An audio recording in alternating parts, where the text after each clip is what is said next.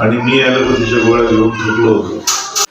Sugar नियंत्रित करण्यासाठी सकाळची एक गोळी, दुपारी एक गोळी, रात्री एक गोळी आणि बीपीची गोळी, या सर्व गोळ्यांमधून मुक्तता भेटली तर असाच एक रुग्ण आयुर्वेदाच्या मदतीने आपण या सगळ्या गोळ्यांमधून मुक्त केला आहे.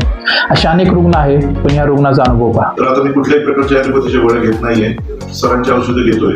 फार मला चांगला परिणाम झालेला आहे औषधांचा. 3 वर्षापासून डायबिटीसचा आजार आहे. माझी शुगर कधीही चेक केली तर 250 ते 300 असेल आणि मी ॲलोपॅथीच्या गोळ्या घेऊन थकलो होतो. ॲलोपॅथीच्या गोळ्या घेतल्याने बाकीचे दुष्परिणाम होतात म्हणून मला आयुर्वेदिककडे होप्स होते, म्हणून मी डॉक्टर वैद्य यांच्याकडे आलो. आल्यानंतर त्यांनी मला एक पथ्य पाळण्याचं एक चार्ट दिला व त्यांची औषधं दिली. ते औषधं घेतल्यानंतर मी साधारण 1 महिन्यानी माझी शुगर चेक केली तर माझी शुगर फास्टिंगची 91 आली आणि जेवणानंतरची 140 आली. ही फारच मोठ्या प्रमाणात डाऊन झालेली होती आणि बीपी सुद्धा माझा नॉर्मल झालेला आहे. बीपी माझा आता आलेला आहे 70/110. तर आता मी कुठल्याही प्रकारच्या ॲलोपॅथीच्या गोळ्या घेत नाहीये, सरांची औषधं घेतोय. फार मला चांगला परिणाम झालेला आहे औषधांचा आणि असाच हा परिणाम सगळ्यांना व्हावा आयुर्वेदिकचा. आणि हे 3च महिने औषध घ्यायचे, परत औषध घ्यायचे नाही असं सरांनी सांगितले. त्यामुळं तुम्ही एकदा वैद्य क्लिनिक यांना भेट द्यावी अशी माझी विनंती.